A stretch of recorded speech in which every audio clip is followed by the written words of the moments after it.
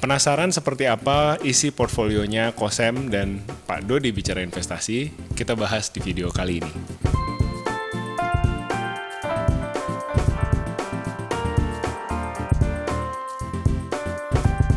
Hai guys, welcome back to our channel. Kembali lagi dengan saya Samuel dan kali ini ditemani dengan Pak Dodi Prayogo, jauh-jauh dari Surabaya nih, lagi berkunjung di sini. Halo semua. Oke, thank you banget Pak Dodi hari ini udah datang. Thank you juga sudah diundang Pak Sam. Akhirnya ketemu dengan Pak Sam dan Bu Klau ya. Yes, dan ketemu dengan netizen-netizen hari ini. Buat kalian yang belum kenal Pak Dodi siapa, hari ini kita mau kenal lebih jauh. Tapi sebelumnya mau ngingetin juga buat teman-teman yang suka dengan video-video yang ada di channel ini, jangan lupa untuk subscribe dan nyalain lonceng supaya kalian bisa support terus channel ini ke depannya. Nah, sedikit perkenalan dengan Pak Dodi bicara investasi atau Dodi Prayogo, nama panggungnya DBI ya Pak ya? DBI, Dodi Bicara Investasi. Oke.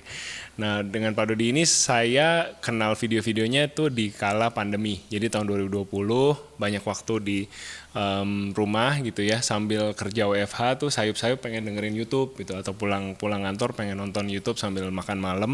Nah, entah kenapa video-videonya Pak Dodi ini naik nih di algoritma Pak.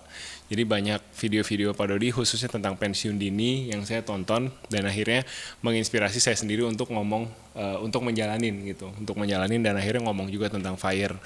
Jadi akhirnya singkat cerita 3-4 tahun kemudian FIRE beneran Pak. Congrats Pak. Thank you.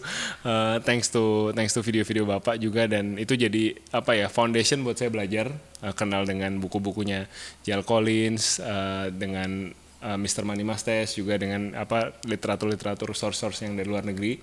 Jadi thank you for that. Nah, tapi mungkin in his own words nih, kita mungkin mau dengar Pak Dodi ya, mungkin say 1-2 patah kata ke penonton, kenalan dulu kali ya Pak, tak kenal maka tak sayang gitu. Oke, thank you Pak Sam. Halo semuanya, nama saya Dodi Prayogo, tadi sudah diintroduce ya. Jadi saya pribadi sebenarnya adalah dosen teknik sipil di salah satu universitas di Surabaya, dan pertama kali mulai berinvestasi itu di tahun 2013.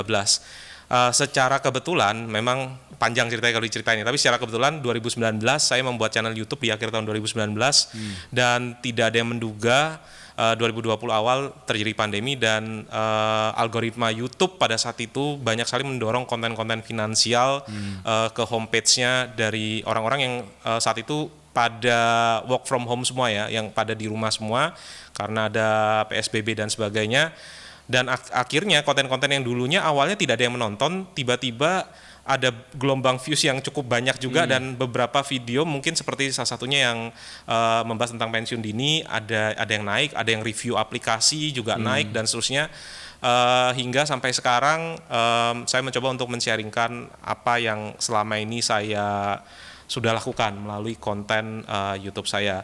Dan sebenarnya saya juga banyak belajar loh satu tahun terakhir ini di kontennya Pak Sam tentang family finance, karena ini cukup relate buat fase hidup saya sekarang.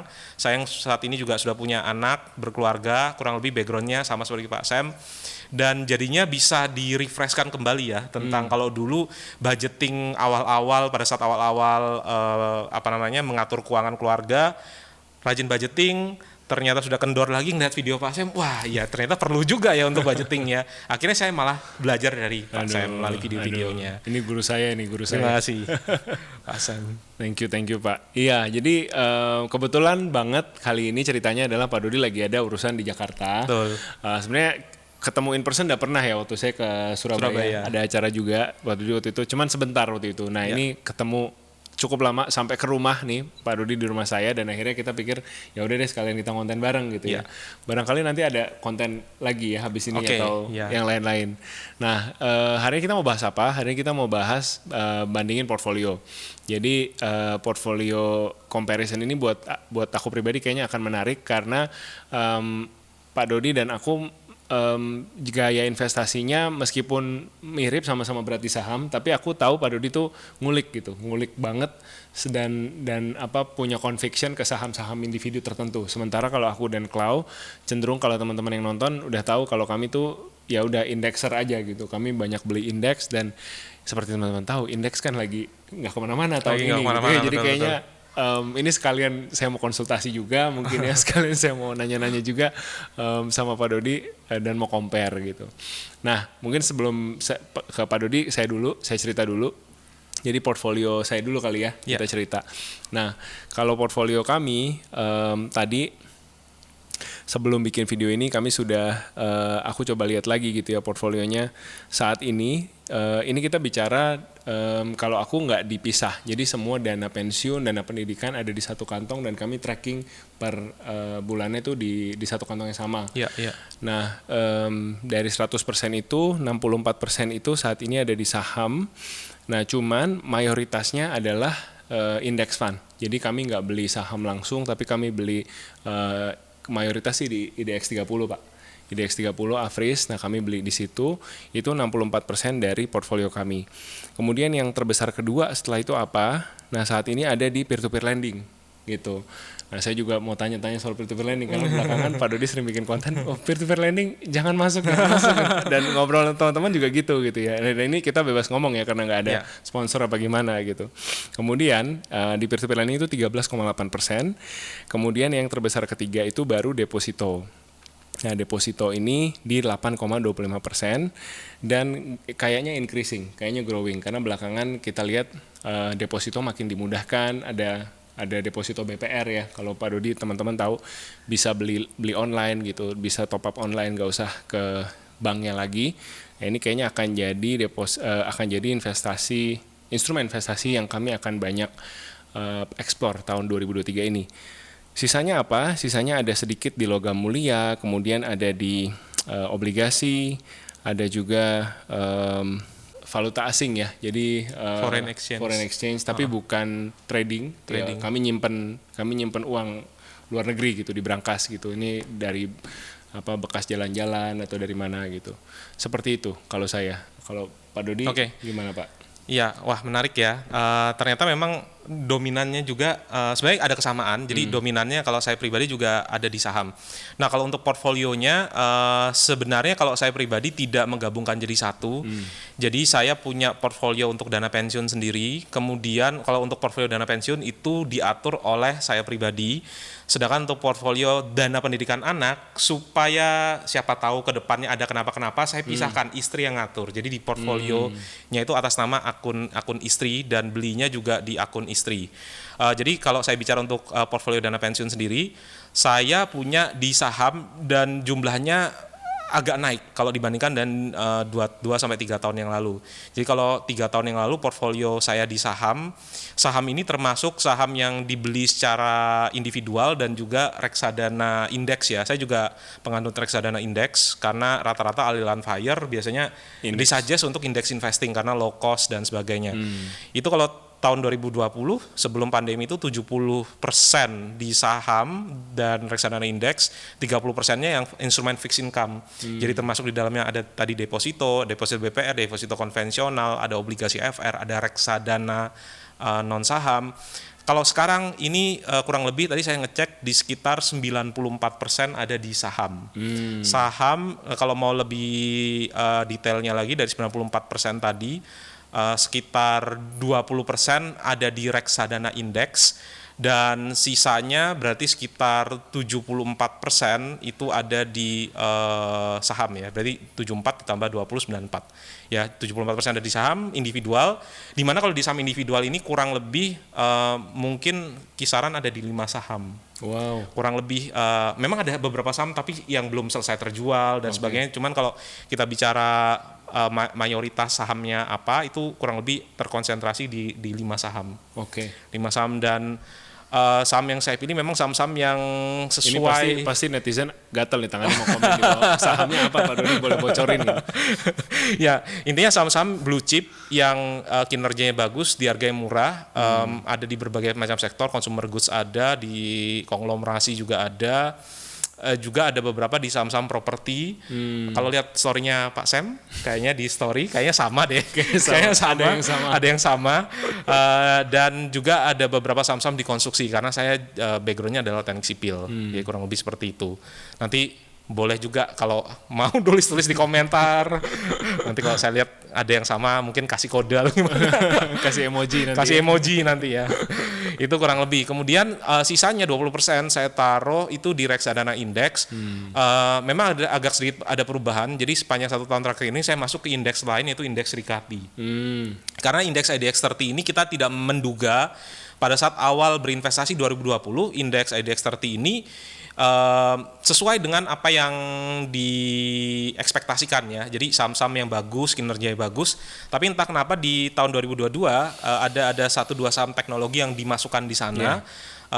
Dan ketika masuk dia berada di valuasi yang tinggi, sehingga ketika saham teknologi itu ngedrop, performa dari IDX 30 ini agak ketinggalan dengan indeks lainnya yang tidak ada saham teknologinya.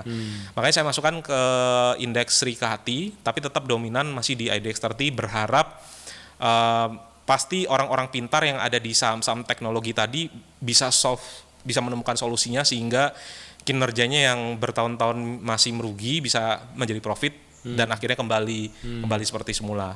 Kurang lebih seperti itu. Nah, 6%-nya lagi itu kebanyakan saya taruh ini di tabungan dan deposito, ada juga di deposito BPR juga. Kemudian saya taruhnya di reksadana obligasi FR ada, tapi peer-to-peer lending saya 0, bisa dibilang 0. Nah ini menarik ya, kenapa kok 0? Karena kalau kita lihat peer-to-peer lending ini sepanjang sebelum pandemi itu lagi masa jaya-jayanya, dalam artian yang penyedia platformnya itu jumlahnya sedikit dan juga bisa mendapatkan loan-loan yang berkualitas. Dan ternyata setelah namanya ada gula ada semut ya, makin lama makin banyak platform peer-to-peer lending, makin saingan mendapatkan loan-loan, dan ternyata ada beberapa loan yang jelek, yang beberapa loan yang pada akhirnya tidak sekualitasnya mungkin tidak sebagus ketika tidak ada saingan.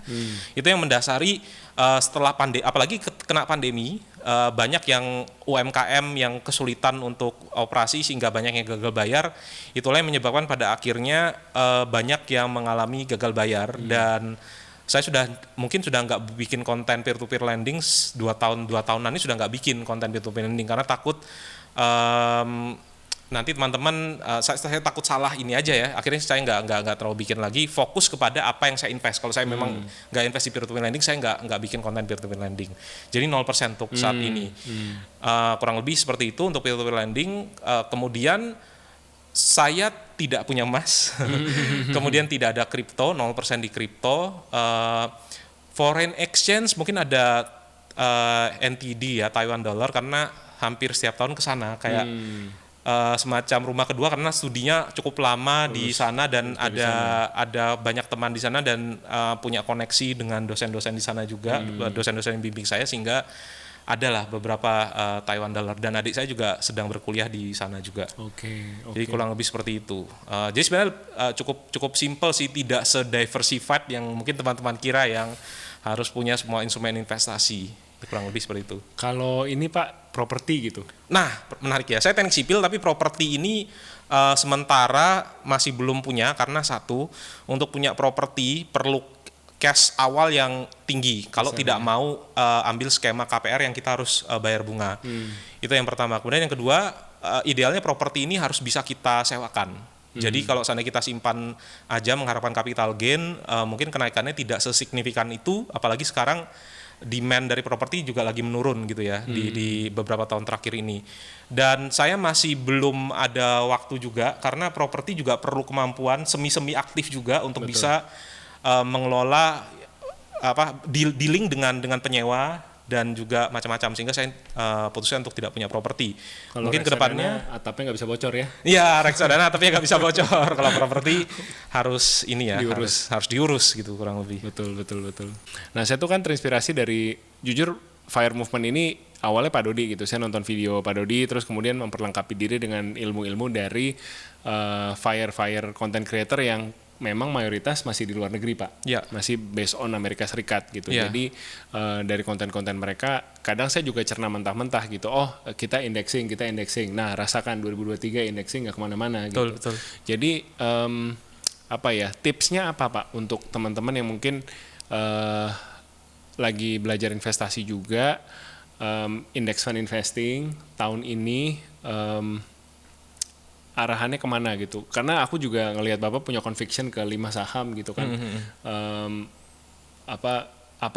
Apakah memang waktunya untuk kita belajar lebih dalam untuk bisa individual stock investing, atau tetap nih index fund investing masih strategi yang cukup aman tapi dengan checklist tertentu dari Pak Dodi gitu. Oke. Ada nggak kayak gitu? Ya, sebenarnya ada beberapa tahapan ya untuk bisa kita berinvestasi dengan yang dominan itu ada di saham. Salah satu tahapan yang paling bawah itu adalah dengan index investing.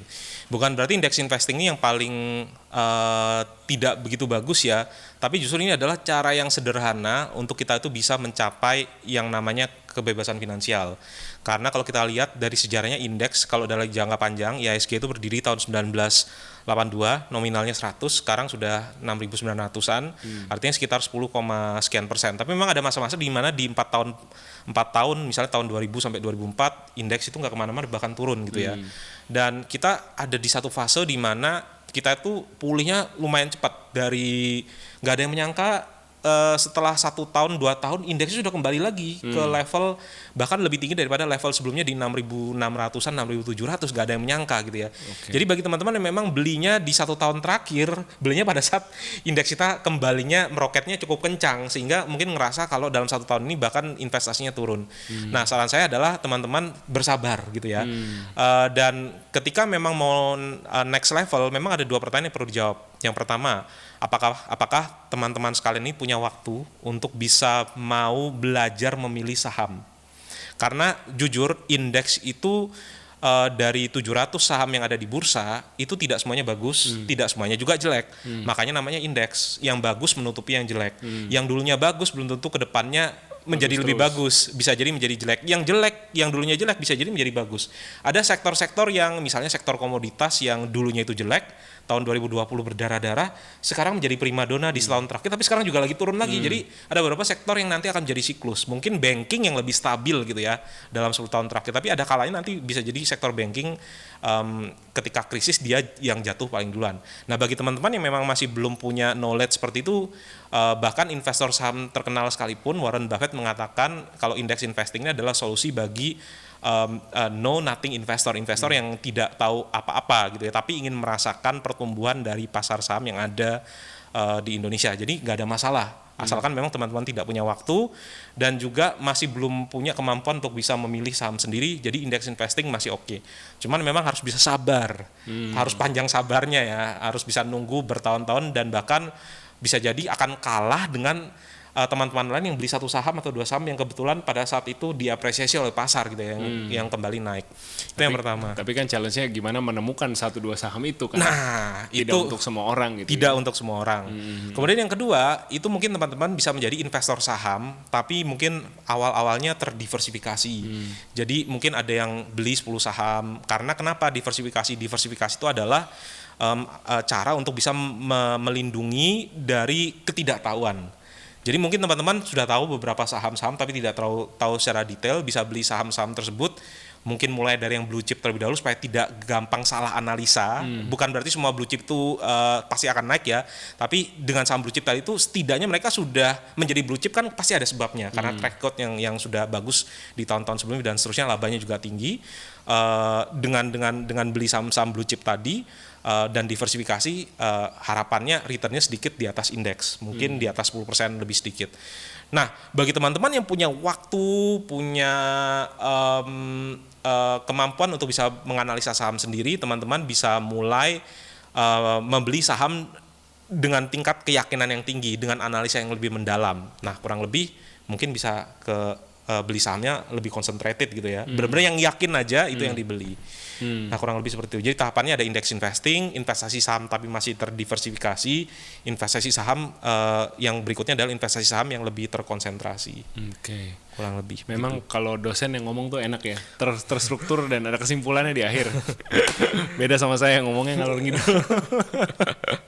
Thank you Pak. Jadi teman-teman jangan langsung nyemplung ya. Intinya kalau aku sih nangkapnya gitu, tetap index fund meskipun lagi suam-suam kuku kalau aku ngeliatnya tahun ini, tetap itu jadi apa ya ibaratnya pintu masuk yang bolehlah kita jajal, terutama untuk investor pemula ngerasain saham tapi takut untuk beli saham langsung, main di reksadana indeks dulu juga boleh gitu ya, masuk ke situ dulu. Setuju, dan belum tentu juga yang investor invest di saham juga bisa lebih sukses daripada indeks. Betul sekali. Karena dari banyak penelitian mungkin kurang dari 20% investor yang bisa mengalahkan indeks dari penelitian secara global. Belum lagi ada fees-nya. Ada gitu fees-nya dan seterusnya. Oke, kita masuk ke FIRE movement Pak sekarang. Karena Pak Dodi saya kenal karena konten-konten FIRE juga gitu. Iya. Kalau Pak Dodi sendiri awal mula kenal tentang FIRE movement atau Financial Independence Retire Early Movement ini dari mana? Kemudian sudah mungkin bisa cerita sedikit perjalanan sendiri Bapak gitu, perjalanan FIRE sendiri. Jujur untuk FIRE movement sendiri, saya sebenarnya investasinya agak telat. Saya mulai investasi tahun 2013, 1 tahun sebelum saya menikah. Karena saya merasa kalau sudah berkeluarga nggak boleh sembarangan lagi nih. Kalau misalnya tidak bisa mengatur keuangan diri sendiri, apalagi mengatur keuangan keluarga. Jadi mulai mengenal investasi saham di 2013, investasi dan pilihnya saham. Tapi baru mengenal konsep financial independence retire early itu tahun 2017. Sumbernya saya lupa mana yang lebih dulu, tapi kalau di buku ada buku dari J.L. Collins, The Simple Path to Wealth. Dia mengenalkan konsep yang namanya financial independence. Pada intinya adalah financial independence itu kita sebenarnya bekerja itu harus tahu garis finishnya itu berapa. Karena kalau kita tahu garis finishnya, kita bisa mengukur speed lari kita itu seberapa, waktu tempuh kita seberapa, dan kita bisa tahu kalau kita tertinggal cukup banyak ya ayo kita perbaiki metode larinya kita. Kalau kita tinggal sedikit lagi ngapain kita harus mengambil pekerjaan yang terlalu berat dan seterusnya. Nah, angka tersebut adalah konsep yang namanya the 4% rule, di mana kita mengumpulkan suatu nilai 25 kali dari pengeluaran tahunan kita. Jadi kalau pengeluaran tahunannya misalnya 50 juta kalikan 24 jadinya 1,2 M. Kurang lebih angka FIRE itulah yang saya coba hitung-hitung, saya sesuaikan dengan keluarga dan ketemulah satu angka FIRE, dan kita hitung kira-kira untuk mencapai angka tersebut dengan investasi tertentu perlu nabung setiap bulannya berapa. Jadi konsep FIRE itu seperti itu kurang lebih ya, tahun 2017 tahunnya. Dan ini konsep FIRE yang benar ya teman-teman, financial independence yang benar dan bisa di-achieve sendiri, bukan yang biasa digunakan oleh sebagai jargon-jargon oleh bisnis-bisnis tertentu gitu. Harus ikut, harus jadi member baru bisa bebas finansial jual produk ini. Nah ini bukan, ini berbeda gitu. Jadi ini benar-benar sesuatu yang FIRE, yang angka FIRE-nya itu kalian bisa hitung sendiri. Tadi Pak Dodi udah kasih formulanya dikali 25 dari pengeluaran tahunan atau pengeluaran bulanan dikali 300. Ada juga yang pengeluaran bulanan kalikan 300 betul. Dihitung sendiri, angkanya kalian tentukan sendiri, dan saya langsung jatuh cintanya sama FIRE movement ini karena masing-masing Pak. Jadi orang mau hidupnya mewah silahkan, orang mau hidupnya sederhana silahkan, mau hidup frugal silahkan. Yang jelas semakin mewah hidup kita semakin besar angka gitu untuk bisa. Itu juga saya dongnya tuh dari videonya Bapak gitu banyak. Nanti aku akan share beberapa video-video yang bisa dibilang alter my life course Pak di 2020. Nanti kita akan share di atas atau di bawah ya, di description, teman-teman bisa nonton juga. Nah tapi kan kita bicara soal FIRE, biasanya ada isu soal kearifan lokal. Biasalah kalau Indonesia apa-apa perlu diadaptasi gitu. Ada teman saya Slave Berdasi Pak, akun Instagramnya, dia pernah nulis buku, dia bilang kalau di Indonesia itu bukan 4%, karena 4% terlalu konservatif. Kalau Indonesia sebagai negara berkembang harusnya kita bisa 6% rule. Artinya nominal yang dikumpulkan lebih kecil daripada kali 25, saya matematikanya lebih kecil lah intinya gitu, uang harus dikumpulin. Nah itu kan menurut dia gitu. Kalau menurut Pak Dodi, apa yang perlu kita perhatiin Pak, mungkin poin-poin dalam mengadaptasi FIRE di Indonesia gitu. Sebenarnya kalau the 4% rule sendiri bukan formula fix ya, tapi lebih ke arah guidance. Banyak yang berteori dan juga sering tuh banyak yang komen di kita, oh nanti harus ada inflasi, oh ini enggak itu. Tapi intinya gini, kalau kita punya uang 25 kali pengeluaran tahunan, itu sudah uang yang sangat besar. Kita nggak kerja pun misalnya 25 tahun kita tuh bisa survive. Ya, dengan misalnya kita taruh di instrumen investasi yang setara lah dengan inflasi. Kita bisa survive 25 tahun gitu. Intinya seperti itu. Jadi jangan dijadikan ini sebagai rumus mutlak dan harus diperdebatkan aslinya karena masa depan tuh misteri. Kita nggak tahu return dari pasar saham seperti apa, inflasi seperti apa, secara persisnya pada saat pensiun kondisinya seperti apa kita tidak tahu. Tapi yang pasti setahu saya the 4% itu adalah kalau penelitian aslinya ya di Trinity, profesor dari Trinity, dia mensimulasikan berbagai macam komposisi mulai dari 50% obligasi, 50% saham, 75% saham, 25% obligasi, ketemulah angka 4%, di mana angka 4% ini dirasa angka yang cukup aman untuk kita tarik setiap tahunnya dan uangnya itu tidak habis-habis selama 30 tahun. Dia mention 30 tahun bukan eternity gitu ya. Nah, kalau kita kembalikan ke Indonesia, rata-rata inflasi di Indonesia itu kurang lebih sekitar ini kalau kita lihat ya data 10 tahun terakhir mungkin sekitar 5%, 4 sampai 5%. Dan sebenarnya inflasi ini pun 5%, ada yang bilang ini kan inflasi dari data BPS gitu ya, aslinya mungkin lebih besar.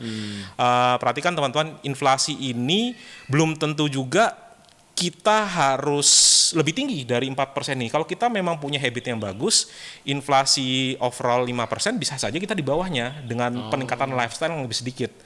Jadi teman-teman juga bisa atur sendiri gitu ya angka ini. Tapi yang pasti asumsinya ini adalah 5% inflasi, otomatis kita harus tambahkan 4%, dan kita harus punya ekspektasi return dari investasi sebesar 9%. Nah, pengaturannya itu lebih ke arah ini. Kalau teman-teman merasa saya bisa kenaikan biaya per tahunnya kurang dari 5%, misalnya let's say cuma 3%, berarti 3% itu kita tambahkan 4%, jadinya 7%. Jadi punya return kurang lebih 7% itu sudah bisa kita katakan sebagai financial independence. Itu yang pertama. Ya, jadi dari gaya hidup teman-teman, lifestyle-nya apakah di atas rata-rata orang di Indonesia ataukah di bawah rata-rata orang di Indonesia. Kemudian yang kedua, komposisi dari portfolio teman-teman juga menentukan apakah the 4% ini bisa relevan atau tidak. Kalau teman-teman semuanya taruh di deposito ataupun di reksadana, bisa jadi teman-teman harus mendowngrade 4% ini menjadi 2%. Karena return dari deposito sendiri kan anggaplah 6% gitu ya. 6% kalau kita kurangi 4% cuma sisa 2%. Jadi kita harus mendowngrade lagi angka FIRE kita dari the 4% rule 25 kali tahunan menjadi 2% atau 50 kali tahunan. Karena ngejar inflasinya tadi yang belum diapa-apain dari 5% gitu ya. Iya, betul. Nah, itu yang perlu kita perhatikan. Tapi kalau teman-teman jago dalam investasi saham, bisa menghasilkan return sampai 10%, 15%. Tadi saya sepakat dengan slide berdasi tadi, kalau mungkin terlalu konservatif kalau cuma 4%, karena kalau return 12% misalnya 2% di atas market dikurangi inflasi 5%, itu jadinya 7%, the 7% rule jadinya. Jadi jumlah tahunannya nggak lagi 25 tahun sudah bisa pensiun dini, tapi mungkin bisa jadi belasan tahun pengeluaran tahunan itu sudah bisa pensiun dini.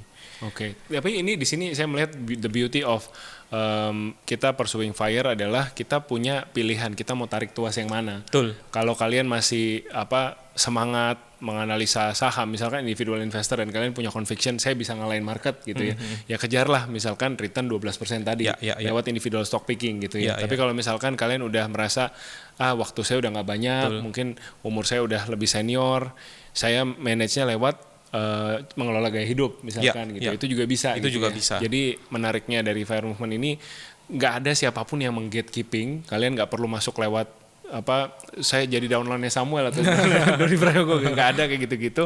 Pokoknya kalian hitung sendiri semuanya dan strateginya mau kayak gimana itu beda-beda dan tinggal dan bisa sukses ya. Semuanya bisa sukses bersama-sama. Betul ya, kayak gitu teman-teman. Jadi FIRE movement is for everyone. Saya belajar dari Pak Dodi tidak buka kelas pada saat itu ya, nggak tahu mungkin ke depannya nih, mumpung masih gratis nih ilmunya di YouTube gitu, nontonin video-videonya beliau, dan hari ini saya share ke teman-teman semua untuk ya ilmu ini bisa ditangkap gitu ya, FIRE-nya bisa spread ke lebih banyak orang lagi yang nonton. Oke, nah Pak Dodi, mungkin teman-teman mulai penasaran nih gimana cara terbaik bisa get in touch atau mungkin bisa urutannya nonton video Pak Dodi itu dari mana ke mana gitu, mungkin bisa di-share Pak. Oke, ya. Jadi sebenarnya saya juga tidak membuat playlist secara rinci ya, mulai dari yang pemula seperti apa. Tapi bagi teman-teman yang ingin tahu tentang financial independence, kebebasan finansial, mungkin bisa ketikkan keywordnya aja, keyword financial independence atau pensiun dini di channel Dodi Bicara Investasi. Oke. Dan juga saya mungkin ada juga di Instagram, tapi nggak aktif Pak Sam ya, nggak aktif Pak Sam di @dodi.prayogo gitu. Oke. Kurang lebih seperti itu. Thank you sekali lagi Pak Sama-sama, Sam. Pak. Dan saya justru harus belajar lebih banyak karena Pak Sam fire gitu ya, sudah bisa mengeksekusi fire-nya. Saya mungkin masih 75% menuju garis finish-nya di fire. Gak apa-apa kan, semoga kita bisa ketularan. Amin. Kita kan bukan balapan ya, Kita teman-teman bukan yang balapan. nonton juga nggak perlu balapan, nggak perlu dicek Pak Dodi umur berapa, umur berapa, masing-masing jerninya. Yang penting caranya udah tahu nih gitu. Kalian cari tahu sendiri. Oke, makasih banyak buat yang udah nonton. kasih. Yang kalian masih punya pertanyaan bisa komen di bawah. Nanti kita akan cek pertanyaannya, kita akan jawab. Take care, sampai ketemu di video selanjutnya minggu depan. Bye bye. Bye.